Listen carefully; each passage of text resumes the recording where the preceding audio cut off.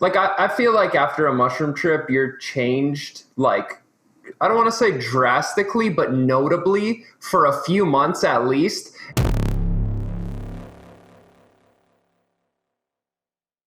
There's also really interesting, like, old pictures found depicting Adam and Eve in the Garden of Eden. And the tree where they ate the apple from is actually this giant Amanita muscaria that's sprouting smaller Amanitas. So there's people think, like, you know, when people found this thing, they're like, all right, well, we can't let everybody communicate with God. Let's create these, like, higher priests, and they have the communication to God, and you're not allowed to take these drugs. We'll tell you what God says. There's not enough for everyone. We got to figure out a way to there's not enough God for everyone. That reminds me of the Show Me What You Got Rick and Morty episode where Principal Vagina is like, no, I'm the only one who gets to interpret the will of the giant heads. Yes. There's also really interesting theory that Christmas was actually based off of a shamanic holiday. Yeah, we've talked about it? Okay. Oh, yeah, man. Wasn't sure I don't know if we had. talked about it on here, but yeah, I've heard that too, man. Has the podcast started? Yeah, man. I mean, I'm cool with it. Word. I was wondering that too, though, man. I'm all in, man. I think people need to know, but you know. Hey, man, in Canada, the revolution's happening already. I'm seeing, like, mushroom dispensaries popping up and stuff, which is pretty crazy stuff. It feels like how cannabis was, like, 5, 6, 7, 8 years ago, like, when it was still legal, but police just stopped caring. And I think it's important for, like, look, pros and cons for everything. I really hate when people just gas things up and just make it seem like it's the best thing ever. But I do think at least it'll be a huge step in the right direction for doing proper research, because it feels like people did some psychedelics, tapped into that, and they're like, whoa, there is so much we don't understand. Let's shelf that and make it illegal and make sure nobody looks at what that has to offer, because it totally shatters most things that we think we know about reality. And who knows what this life is, man? Like, truly, like, when you hear of, like, manifestation and, like, parallel universes theory and, you know, you hear, like, hippies talking about vibes. Like, I never got that truly until recently, and now I feel like that's, like, in the last few years, I feel like that's a great way to describe these things. And then there's also this idea, like, you know, I've talked to friends who are, like, really smart in physics, and this is just whatever, just shooting the shit with them, but, like, they all seem to really strongly believe in this idea. And I'm a Neanderthal when it comes to physics, but I find it fascinating. And this idea that everything is vibrating at a frequency, and if you align yourself to a higher frequency, quote unquote, you can, I don't know what, hop a timeline or attract certain things or whatever, seems like not that far-fetched. And who knows how much crazier it gets. I mean, the brain actually vibrates at frequencies, and those frequencies change based on how you're feeling. You know, like, there's a different frequency of brain waves for sleep than there is for, like, normal waking life, than there is for flow state, than there is for, like, being agitated and anxious. Like, and there's, you know, actual scientific studies of people doing, like, those, you know, that feedback where you can, like, monitor your brain waves and, like, gives you a tone based on what, I've never done that, but, you know, I've heard people talk about it on podcasts and how, like, transformative it's been for them. And it's like, oh man, like, yeah, that makes so much sense. And, you know, you can like be around somebody and feel bad vibes. You're like, oh, this person over here hasn't said a word, but they're pissed, and I can feel it in the pit of my stomach. I'm not going to mess with this person. Yep. But if you're pissed, that probably attracts you. Like, oh, maybe let's fight. Yeah, totally. Let's have a bar brawl because me and this dude are both drunk and angry. Like, I mean, that's not me. I've never started a bar brawl, but right. I think that's the vibe. I want to know what the frequency of flow state is, and then just get a tuning fork that sits in the fucking center of my studio and just get that shit going all day and just get into that fucking frequency. No, I definitely think, and there's a huge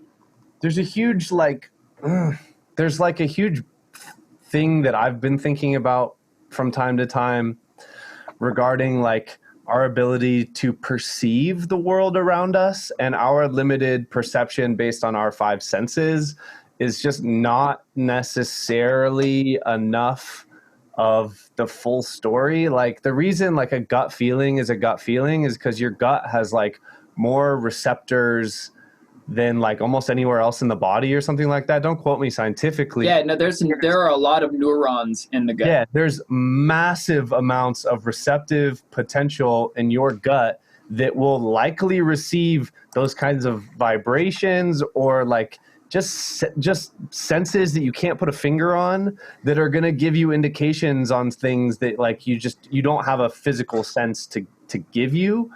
And just like even down to like, and this is almost silly, but even down to like you're playing a game or something, like y'all play Catan?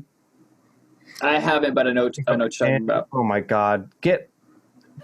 God damn it, you guys. I haven't either, but everybody has that reaction. It's so fun. Anyways, okay, so in this game, if you roll a 7, you get fucked. And every time you have like a bunch of cool shit and you're about to like just pwn people, you're like probably gonna roll a 7. And so like I really feel like there is just a baby dick amount of your own ability that you cannot sense to determine something as simple as the roll of a dice to be something that you don't want because you're focusing on it so hard.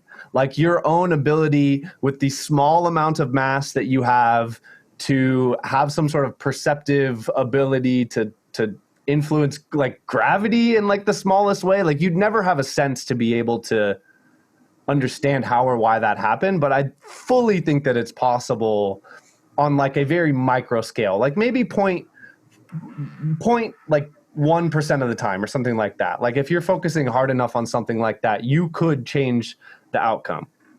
Like you just don't have any way to actually perceive those kinds of things, and it's so far-fetched. At least not rationally. Exactly. And it's the same thing, which is why like I can have that conversation with you guys and you don't sit there and you go, fuck, you're so fucking stupid. Like that doesn't make any sense. You know, like you could have that conversation with someone and be like, no, you're fucking dumb. You can't affect, like you have 5 senses, dummy. Which is like the same reason that like for me, the conversations of, you know, like mind expanding drugs, like for those that have tried them, the conversation you will have with someone about them is fantastic. It is shared experience. It is, wow, you felt this. That connects a similar thing that I felt. And it's just like a really like beautiful experience that you can share with someone. And to those that haven't, that live in fear of that experience or have been brought up to believe a certain thing about those things, you just can't, there's no reasoning with someone about that. It's just, you're a drug addict for doing that.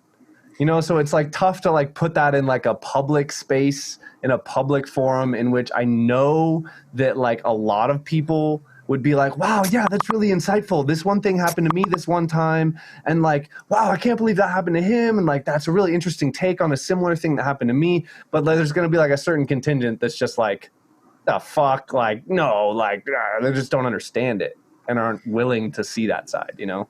It's interesting that the literature is so clear on the limited tests that we do have that the people who have gone through these experiences have permanently been changed by it in a positive way months, years after taking that.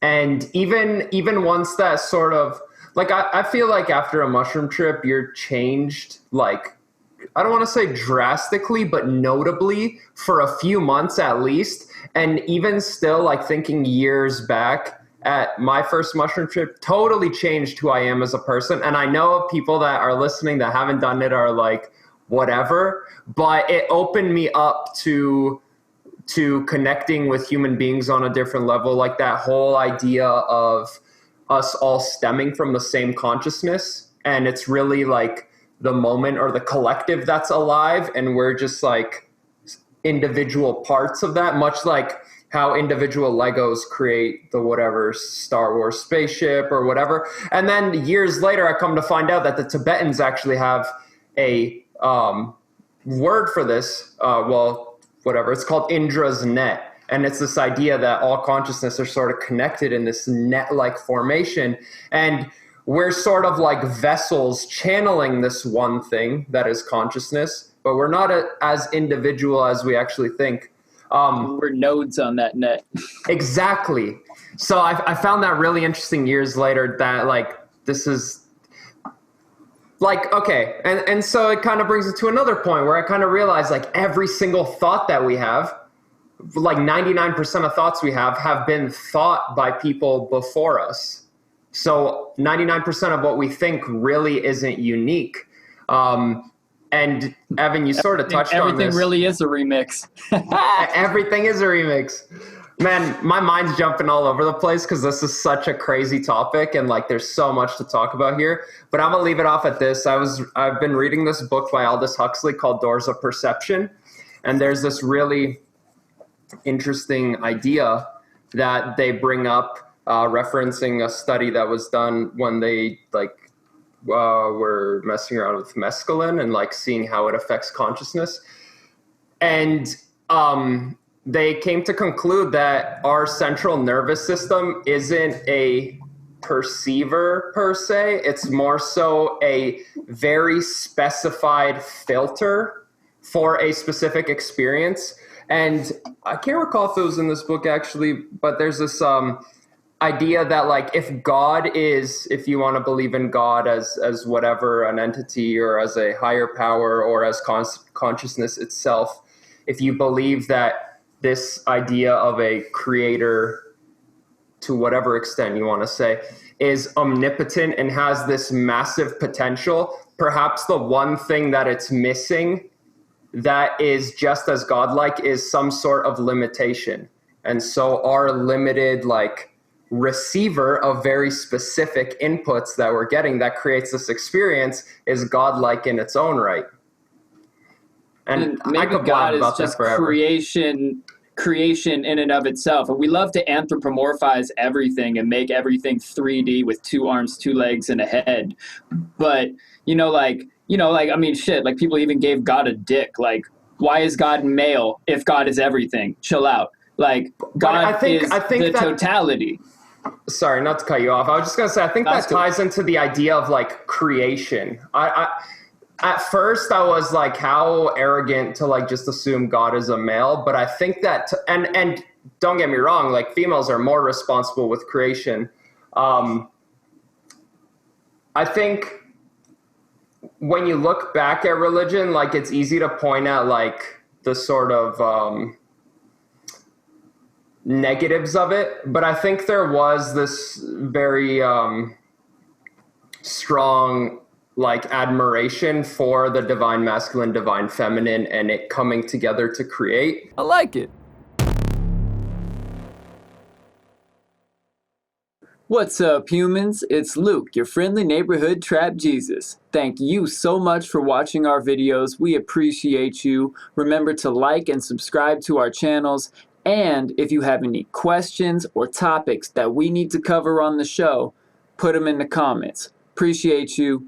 Peace, and peace among worlds.